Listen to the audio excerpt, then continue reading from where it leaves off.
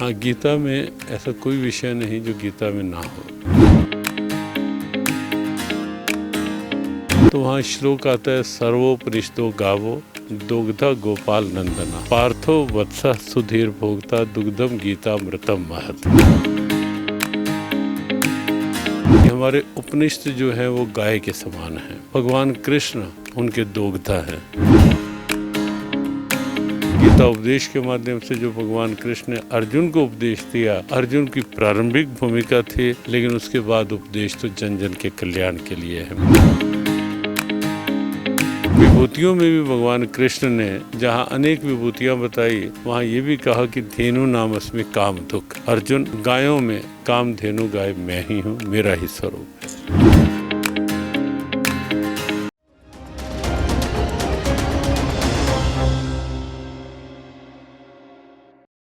गोवन में है। गोवन में क्यों है? क्योंकि आज यहाँ पर स्वामी ज्ञानानंद जी महाराज खुद आए हैं और परिक्रमा भी इन्होंने खुद की है। गीता मनीषी के नाम से मशहूर है और पूरी दुनिया में आध्यात्म का डंका इन्होंने बजा दिया है। स्वामी जी हैं। स्वामी जी, सबसे पहले तो गोवन में स्वागत है आपका। बहुत अच्छा लगा आज यहाँ आकर के पंचकूला में ये जो एक प्रयास हुआ है निराश्रित गौवंश को उचित आश्रय देने का। वैसे तो हमें ये शब्द प्रयोग करते हुए भी थोड़ी पीड़ा होती है कि गौ माता और निराश्रित सबको आश्रय देने वाले देव, और वो देव गौ माता में निवास करते हैं।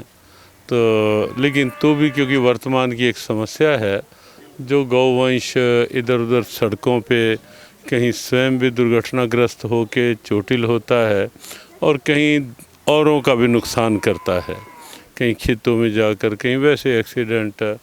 तो उसका उचित समाधान जो है वो यही है, गौवन स्थान स्थान पे बने, गौ अभ्यारण्य बने और खुले में गौवंश को ऐसी खुली वायु मिले और साथ साथ उन्हें उचित चारा मिले, उचित जल की व्यवस्था हो।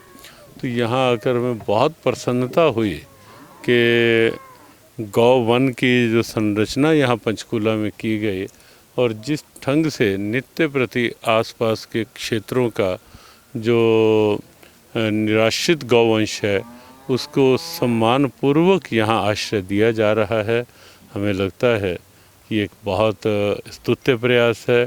और ये प्रयास पूरे हरियाणा की एक प्रेरणा बनेगा दूसरे स्थानों के लिए भी कि जब पंचकूला ऐसा गौवन बना करके निराश्रित गौवंश को एक साथ इकट्ठे स्थान सम्मान दे सकता है, तो और नगरों में ये प्रयास क्यों नहीं हो सकता। तो ये स्थान निश्चित एक अच्छी प्रेरणा का काम करेगा हरियाणा के लिए।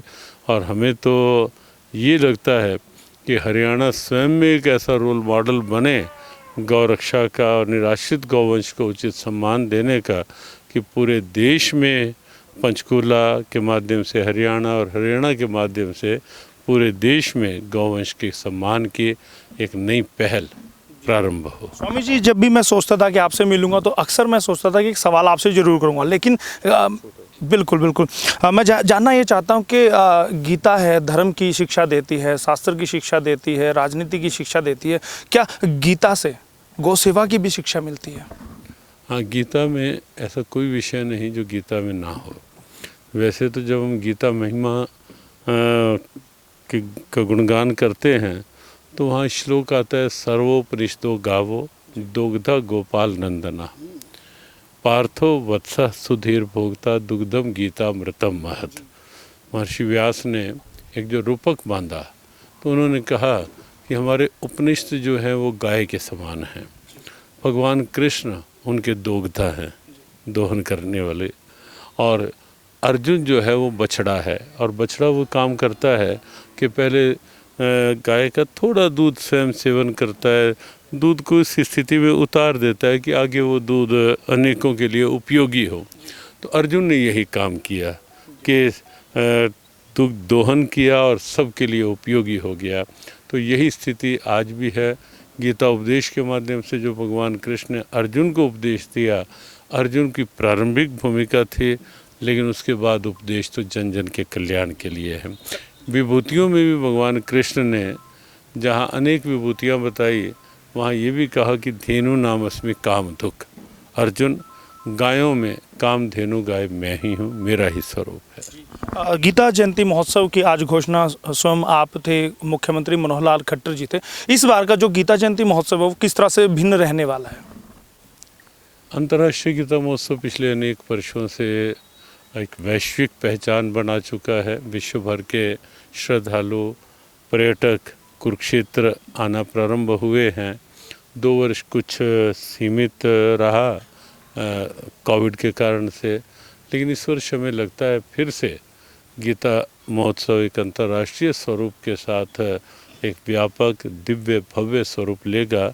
और गरिमा इस समय अंतर्राष्ट्रीय गीता महोत्सव की क्या है, उसका ये प्रमाण है कि स्वयं भारत की माननीय राष्ट्रपति इस महोत्सव का उद्घाटन करने के लिए 29 तारीख को कुरुक्षेत्र आ रही हैं। अनेक प्रमुख संत आ रहे हैं, अनेक प्रमुख चिंतक, लगभग 15 देशों के चिंतकों की स्वीकृति आ चुकी है। तो विश्व भर की एक व्यापक प्रेरणा और पहचान बन रहा है अंतर्राष्ट्रीय गीता महोत्सव और उसके माध्यम से कुरुक्षेत्र। बहुत बहुत धन्यवाद स्वामी जी। स्वामी जी हैं, बताते हैं कि अंतर्राष्ट्रीय गीता महोत्सव फिर से नवंबर से शुरू हो रहा है और अब लगातार उसकी ख्याति पूरे विश्व में फैलती जा रही है। और ये प्रयासों से किसके हुआ है? सरकार के प्रयासों से। स्वामी ज्ञानानंद जी महाराज के बड़े प्रयास रहे हैं उस अंतर्राष्ट्रीय गीता महोत्सव को मूर्त रूप देने में, और लगातार सरकार भी प्रयासरत रही है। अब अपने धर्म को, अपनी संस्कृति को बचाने के लिए सरकार लगातार प्रयास कर रही है। सरकार के सभी विभाग और जितने भी विभाग हैं वो लगातार लगे हुए हैं। आप भी उसका आनंद ले सकते हैं। अंतर्राष्ट्रीय गीता जयंती महोत्सव फिर से मनाया जाने वाला है, वहाँ पर आप जरूर रहिएगा और हरियाणा आज आपको वहाँ की कवरेज दिखाएगा। बस निवेदन है कि आप अगर घर बैठे देखना चाहते हैं अंतर्राष्ट्रीय गीता जयंती महोत्सव तो हरियाणा आज को सब्सक्राइब कर ले। बहुत बहुत धन्यवाद। कैमरा पर्सन अजीत के साथ यशपाल कंचन।